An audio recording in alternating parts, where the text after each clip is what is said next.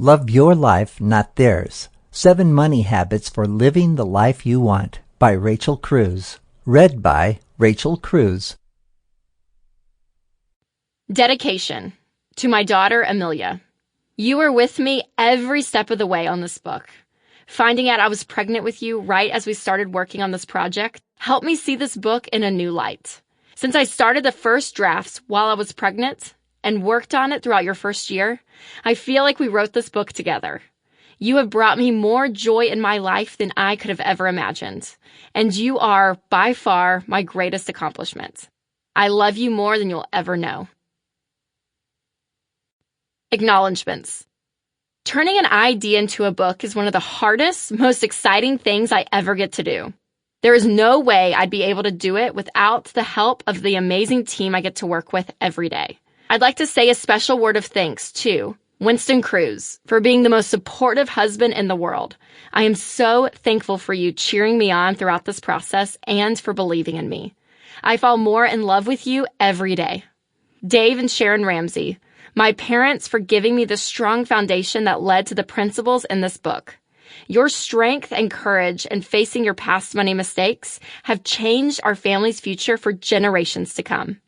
Alan Harris and Preston Cannon, for your great leadership throughout the editorial and publishing process. Ben Stroop, my editor for this project, for helping me nail down and organize the millions of ideas I had for this book. Jen Gingrich, for your outstanding editorial and development help. Luke Lefevre and Tim Newton for overseeing all the design elements and cover art. Meg Grunke, my friend and publicist, for helping me get the word out about this book and for sticking with me over the thousands of miles and hundreds of media appearances. Suzanne Sims, Jen Severson, Jeremy Breland, Brian Williams, Blake Thompson, Andy Barton, Corey Mabry, Robert Bruce, Aaron McAtee, Laura Johnson, and so many others for their time, prayers, and hard work as we brought this book to life. Introduction. I hate the sound of my alarm clock. There I am, perfectly happy, content, and warm in my bed, just dreaming away, when, out of nowhere, that annoying upbeat ring starts going off. My alarm jolts me out of dreamland and drops me into a new and much too early morning. It takes everything in me not to hit the snooze button or throw my phone across the room.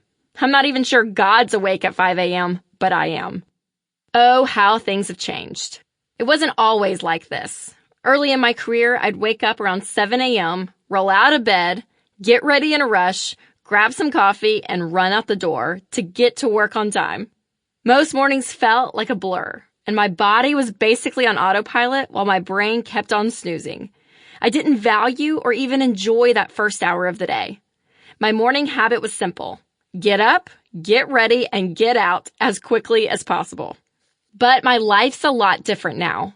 When I became a mom, I realized pretty quickly that if I wanted to have any time to myself at all during the day, I would have to get up early. The demands of being a wife, mother, speaker, writer, and frequent traveler can exhaust me if I don't secure a few precious moments of peace and quiet each morning.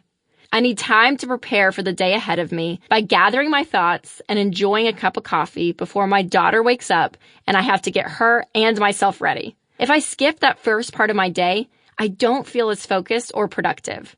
And if I try to carve out some quiet time for myself later in the day, it would never happen. The only way for me to have this time was to create a new morning habit of getting up a couple of hours earlier than before. That meant I would have to get up before the sun and get used to seeing 5 a.m. flashing on my phone's alarm. Getting up that early used to feel like a punishment. Now it feels like a gift. I'll admit, the first few weeks of this new routine were a little rough. I was tired, I got mad at myself for staying up too late the night before, and I wasn't used to tiptoeing around the house in the dark. Over time, though, I grew to value those early morning hours. I liked how having that time made me feel. I felt more present with my husband, Winston, and our daughter. Now I don't even have to think about it. I just do it. It has become a habit for me. Living with habits. People tend to have different reactions to the word habit. Sample complete. Ready to continue?